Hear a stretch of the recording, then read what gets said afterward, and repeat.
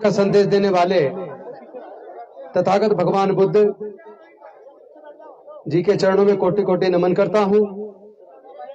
महर्षि वाल्मीकि जी, संत गुरु रविदास जी, संत कबीरदास जी, गुरु नानक देव जी के चरणों में कोटि कोटि नमन करता हूँ। ज्योतिबा फूले जी, सावित्रीबाई फूले जी, फातिमा शेख जी के चरणों में कोटि कोटि नमन करता हूँ।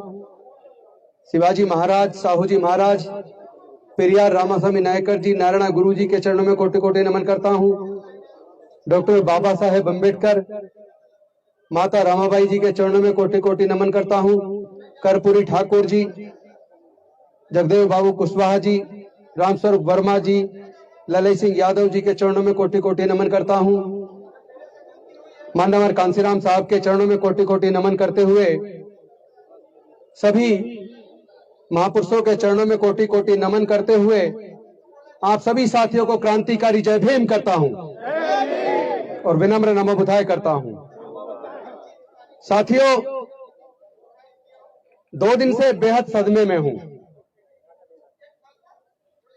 मिशन जय भीम के गुजरात प्रदेश के अध्यक्ष भाई जे जोगत गुजरात पुलिस में सब इंस्पेक्टर थे, जिन्होंने कई हजार युवाओं को ट्रेनिंग देकर पुलिस में और आर्मी में भर्ती करवाया,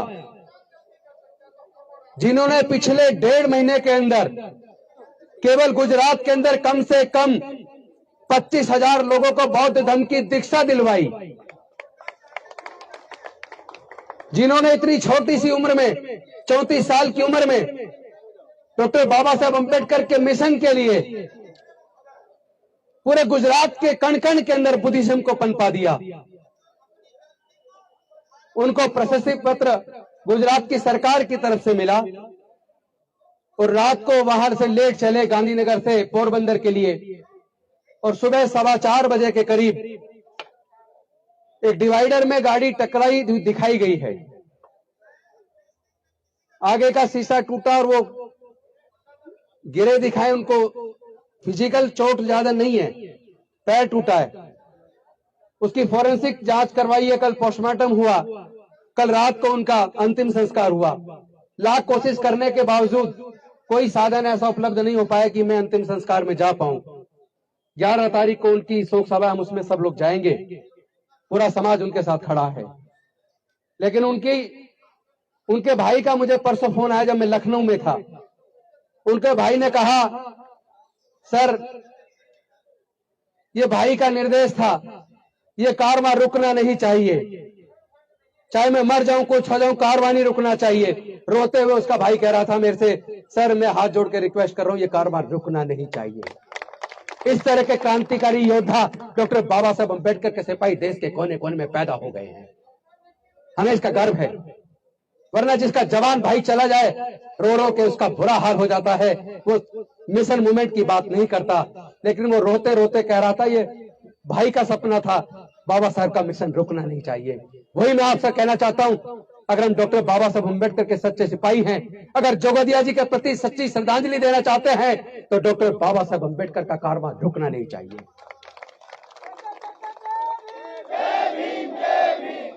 ये जो लड़ाई है, इस लड़ाई को बहुत से लोग कुर्सी की लड़ाई बताना चाहते हैं। ये लड़ाई कुर्सी की लड़ाई नहीं है। डॉक्टर बाबा साहब अम्बेडकर के मिशन मूवमेंट के लिए, इस 22 प्रतिज्ञाओं के लिए एक तो क्या हजारों कुर्सी कुर्बान करनी पड़े तो हम करने के लिए तैयार हैं। और कुर्सियां तो छोटी चीज है, अगर जान कुर्बान करनी पड़े तो हम जान कुर्बान करने के लिए भी तैयार हैं।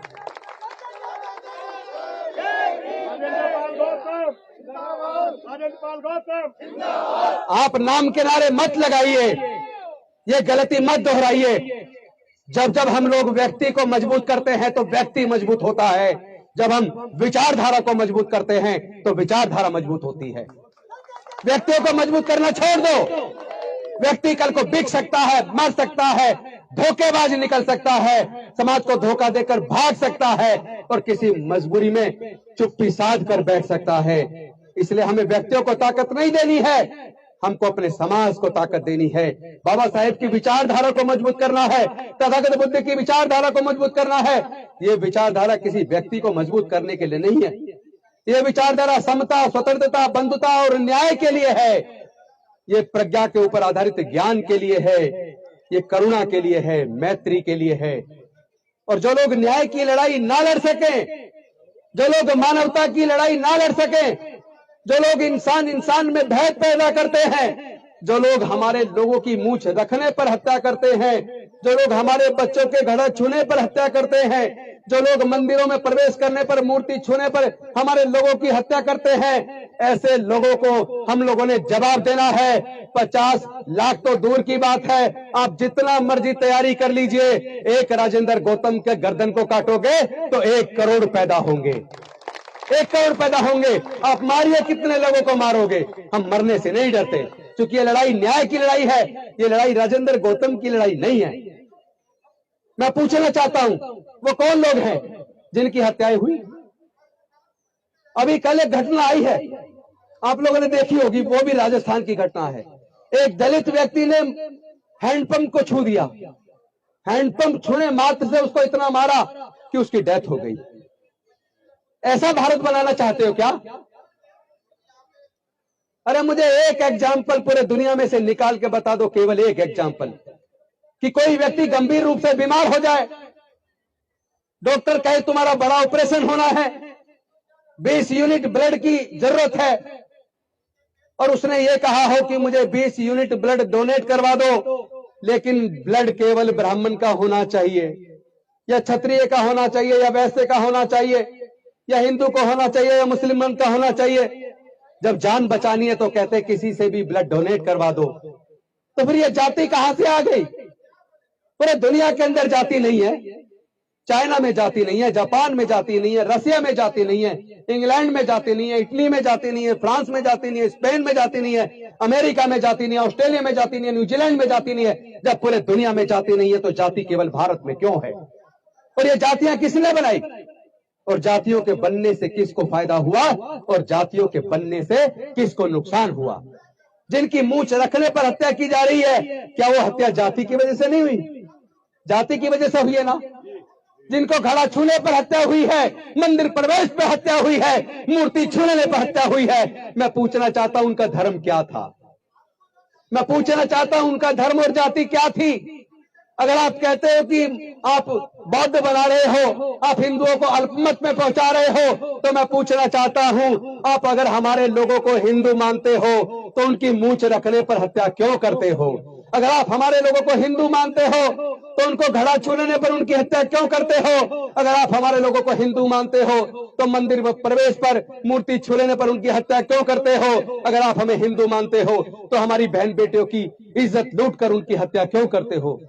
और अगर आप हमें हिंदू मानते हो तो हम जब अपने भाई बहनों की लड़ाई को लड़ते हैं, उस न्याय की लड़ाई को लड़ते हैं, तो आप लोग जातिवादी बनकर उन अपराधियों के फेवर में महापंचायत करके क्यों खड़े हो जाते हो? मैं पूछना चाहता हूं, अगर आप हमें हिंदू मानते हो तो हमारी लड़ाई में, इस मानवता की लड़ाई में आप हमारे साथ मिलकर इस लड़ाई को क्यों नहीं लड़ते हो? यह नफरत कब तक चलेगी? ये नफरत केवल राजेंद्र गौतम को या हमारे समाज के लोगों को नहीं, ये नफरत पूरे भारत को जला के राख कर देगी। हम लोग भारत को बचाने आए हैं, हम लोग भारत को बचाने आए हैं। हम डॉक्टर बाबा साहब अम्बेडकर को मानने वाले हैं, हम डॉक्टर बाबा साहब अम्बेडकर के संविधान को मानते हैं। हम अमन चाहते हैं, हम शांति चाहते हैं, हम अपने लोगों को जाति की गुलामी से बाहर निकालकर अपने पूर्वजों की सांस्कृतिक विरासत में, बुद्ध के धम्म में वापस लाना चाहते हैं। तो इसमें आपको तकलीफ क्यों है? जिन पुरोहितों के इनकम के स्रोत बंद हो जाने वाले हैं, उसको हो जाने दो, लेकिन तुम क्यों परेशान हो? उनको परेशान होने दो ना। ये पैसा बचेगा जो वहां चढ़ावे में चढ़ता है। चंद लोग मोटे पेट वाले हो गए, वो लोग जो धमकी दे रहे हैं उनके वीडियो देखिए, कितने मोटे मोटे तगड़े तगड़े लोग हैं। वो किसका खून पी के इतने मोटे हो गए? उनके पास पैसा कहां से आ रहा है? जो 50 लाख का गर्दन काटने का जो सुपारी दे रहे हैं, इस बात की अभी तक मैंने राष्ट्रपति जी को चिट्ठी लिखी, मैंने गृह मंत्री जी को चिट्ठी लिखी, मैंने एरिया के डीसीपी को, एसएचओ को चिट्ठी लिखी, मैंने उपराज्यपाल महोदय को चिट्ठी लिखी।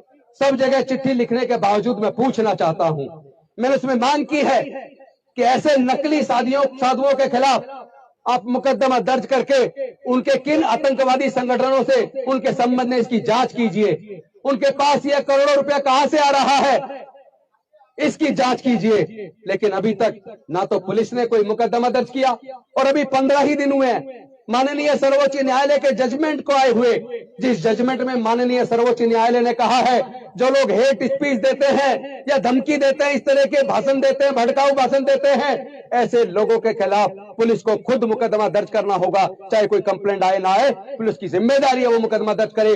और अगर पुलिस ये मुकदमा दर्ज नहीं करती, जिम्मेदारी नहीं निभाती, तो कोर्ट खुद सू मोटो उनके खिलाफ एक्शन लेगा, कंटेम्प्ट ऑफ कोर्ट की कार्रवाई करेगा। तो मैं इंतजार कर रहा हूं कि माननीय सर्वोच्च न्यायालय उन पुलिस अधिकारियों के खिलाफ जिन्होंने अभी तक मुकदमा दर्ज नहीं किया, उनके खिलाफ कंटेम्प्ट ऑफ कोर्ट की कार्रवाई कब करेगा। क्या कार्रवाई करते वक्त भी लोगों की जाति और धर्म देखी जाएगी, या उनका भाषण देखा जाएगा, उनके भड़काऊ भाषण देखे जाएंगे? इसका भी परीक्षण होना है कि कोर्ट से हमारे लोगों को न्याय मिलेगा या नहीं मिलेगा। अगर न्याय नहीं मिला तो क्या हमारे लोगों को फिर कोर्ट के ऊपर भरोसा करना चाहिए या नहीं करना चाहिए, इसका भी आकलन हमारे लोगों को करना है। अरे मैं पूछना चाहता हूं, लोगों को तकलीफ क्यों है? अगर हम अपने बुजुर्गों की सांस्कृतिक विरासत में, बुद्ध के धम्म में वापस आ रहे हैं, तो तुम्हें तकलीफ क्यों है? अगर तुम्हारी सामाजिक व्यवस्था बहुत अच्छी होती तो पूरे दुनिया के अंदर तुम्हारी सामाजिक व्यवस्था को लोगों ने क्यों नहीं स्वीकारा? लेकिन बुद्ध का धम्म तो भारत से पैदा हुआ, पूरे दुनिया में गया और पूरे दुनिया ने स्वीकारा। वो अपनी अच्छाई की वजह से फैल रहा है। बुद्ध का धम्म किसी लालच से या प्रेशर से नहीं फैल रहा। बुद्ध का धम्म अपनी अच्छी भावनाओं से फैल रहा है, अपने अच्छे आचरण से फैल रहा है। मानव कल्याणकारी धम्म है जिसके अंदर समता, स्वतंत्रता, बंधुता, न्याय, प्रज्ञा, शील, करुणा और मैत्री है, जिसमें पूरी दुनिया के लिए मानवता और शांति का संदेश है। जो संदेश बुद्ध के धम्म का भारत से पूरी दुनिया में गया और पूरे दुनिया ने स्वीकार किया। दुनिया के अंदर 56 देश बौद्ध धर्म को मानने वाले हैं, 128 देशों में बौद्ध धर्म है। और एक और बात बता दूं, अभी यूएनओ का जो रिपोर्ट आई है, 2050 तक आधे से ज्यादा यूरोप बौद्ध बन जाएगा, आधे से ज्यादा यूरोप बौद्ध बन जाएगा।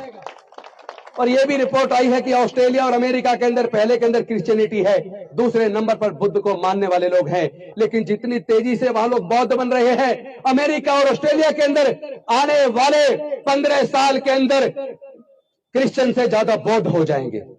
तो बौद्ध धर्म किसी लालच से और ताकत से धमका कर नहीं फैलाया जा रहा, अपनी अच्छी शिक्षाओं के लिए, मानव कल्याणकारी योजनाओं की वजह से, अपने अच्छे आचरण की वजह से फैल रहा है।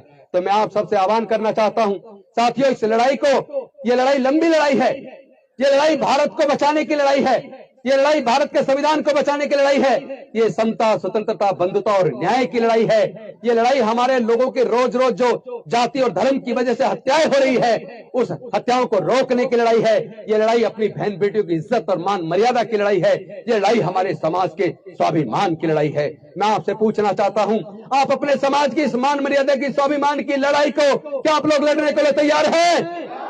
तैयार है तो एक बार दोनों हाथ उठा के समर्थन दीजिए। जय जय जय जय जय भीम, जय जय जय जय जय भीम, जय जय जय जय जय भीम। बौद्ध धम्म की क्या पहचान, बौद्ध धम्म की क्या पहचान, बौद्ध धम्म की क्या पहचान। बाबा साहेब की अंतिम इच्छा, बाबा साहेब की अंतिम इच्छा, बाबा साहेब की अंतिम इच्छा। साथियों, एक और सवाल आपके सामने छोड़ रहा हूं।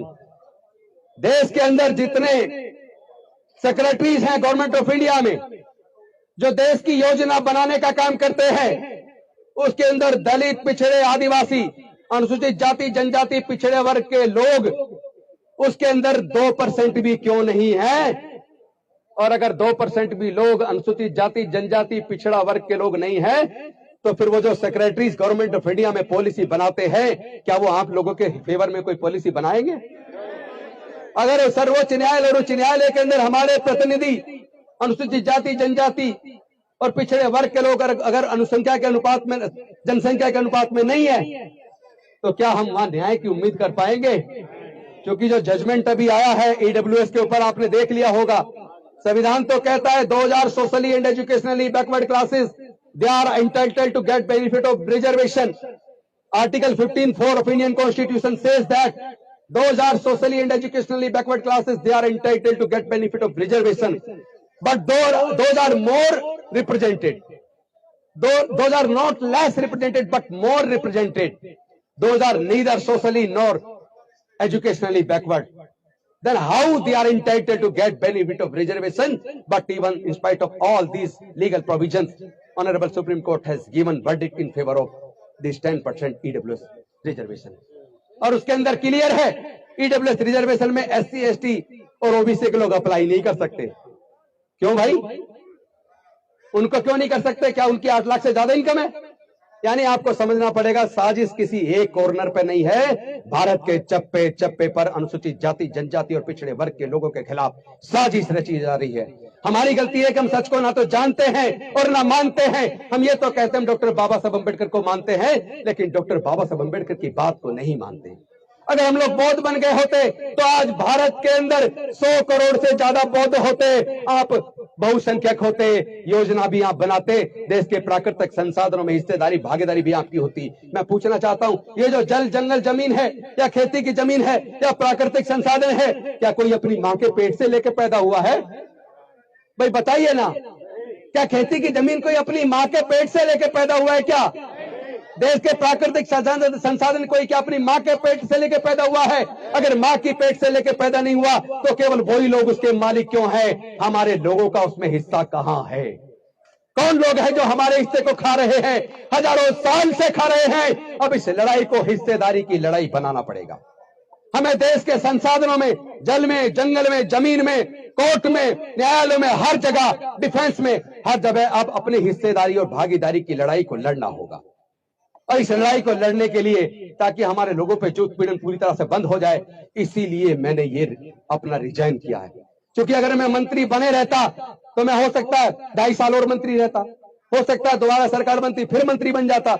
लेकिन हमारे सीनियर नेता, जिनको हम बड़े इज्जत से कहते थे कि ऊपर नीचे जमीन, ऊपर आसमान और पासवान पासवान, वो तो मरते दम तक मंत्री रहे। तो मंत्री बने रहने से अगर समाधान हो जाता, राष्ट्रपति बनने से अगर समाधान हो जाता, मुख्यमंत्री बनने से अगर समाधान हो जाता, तो मैं पूछना चाहता हूं अपने सारे साथियों से, बहनों भाइयों से, बताइए, 2 दलित राष्ट्रपति बन गए और 1 अनुसूचित जाति की महिला राष्ट्रपति बन गई, 3 राष्ट्रपति बन गए, क्या हमारे लोगों की समस्याओं का समाधान हो गया? देश में पिछड़े वर्ग के कई मुख्यमंत्री बन गए, अनुसूचित जाति की भी मुख्यमंत्री बन गई, हमारे उप प्रधानमंत्री भी बन गए, अनेकों मंत्री हैं। तो क्या हमारी समस्याओं का समाधान मंत्री बनने से, राष्ट्रपति बनने से, मुख्यमंत्री बनने से हो जाता है क्या? इसलिए नहीं हो रहा क्योंकि हम लड़ाई को सही दिशा में नहीं लड़ रहे। हमारी संख्या बताती है कि देश के अंदर, क्या पूरे दुनिया के अंदर सबसे बड़े कंज्यूमर हम हैं। अगर सबसे बड़े कंज्यूमर हम हैं, इसका मतलब दुनिया की सबसे बड़ी आर्थिक ताकत बनने की शक्ति हम अपने अंदर रखते हैं।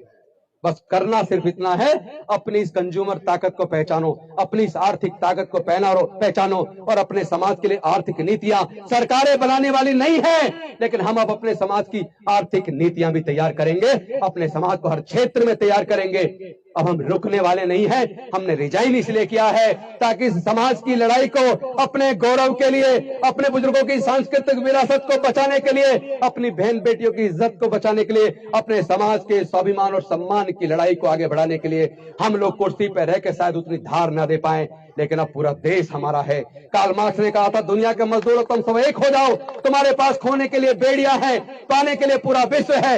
वही मैं आपसे कहना चाहता हूं साथियों, दलित, पिछड़े, वंचित, आदिवासी और जिनके जो विषमता के शिकार हैं, जिनके साथ अन्याय हुआ है, चाहे किसी भी जाति धर्म के लोग क्यों ना हो, वो सारे लोग न्याय की इस लड़ाई को, समता, स्वतंत्रता, बंधुता और न्याय की इस लड़ाई को लड़ने के लिए एकजुट हो जाएं। फिर पूरा भारत तुम्हारा है, तुम ही देश के हुक्मरान बनोगे। इन्हीं शब्दों के साथ मैं आप सबको साधुवाद देता हूं और कहता हूं, तो अभी तो हमने केवल वीडियो डाल कर दी थी। अभी हमने कोई वैसे तैयारी नहीं की कि गली गली में छोटी छोटी सभाएं की हों, लेकिन आगे अब गली गली में पूरे देश के अंदर सभाएं होंगी और जोगदिया जी के कुर्बानी को, हम बलिदान को बेकार नहीं जाने देंगे। अपने समाज की लड़ाई को लड़ेंगे।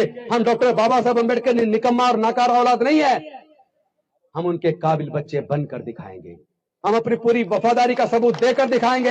हम इस लड़ाई को लड़ेंगे, हम इस लड़ाई को जीतेंगे। जय जय जय जय जय भीम, जय जय जय जय जय भीम। जय जय जय जय जय भीम। अंत में सिर्फ एक बात कहूंगा, सब लोग पीछे वाले भी ध्यान से सुनना। ये लोग चाहते हैं हमारे लोगों को भावनाओं में भड़काकर हम किसी तरह संविधान के रास्ते को छोड़कर संविधान के खिलाफ कोई भावनाओं में बह के लड़ाई लड़े, ताकि ये लोग हमारे लोगों पे मुकदमे बना के उनको कोर्ट के चक्कर में उलझा दें। लेकिन हम अपने लोगों की लड़ाई को इतने बेहतरीन तरीके से लड़ेंगे, जैसे डॉक्टर बाबा साहब अम्बेडकर जी ने इस लड़ाई को संवैधानिक तरीके से लड़के अपनी बुद्धि और विवेक से काबिलियत से लड़के जीत हासिल की थी। हम भी इस लड़ाई को अपनी एकता से, बुद्धि और विवेक से लड़ेंगे और हम लोग जरूर इस लड़ाई को जीतेंगे। साथियों, मैं आपको यह आश्वस्त करता हूं, आप लोग आए, आपका बहुत बहुत धन्यवाद। नमो बुद्धाय, जय भीम, जय भारत।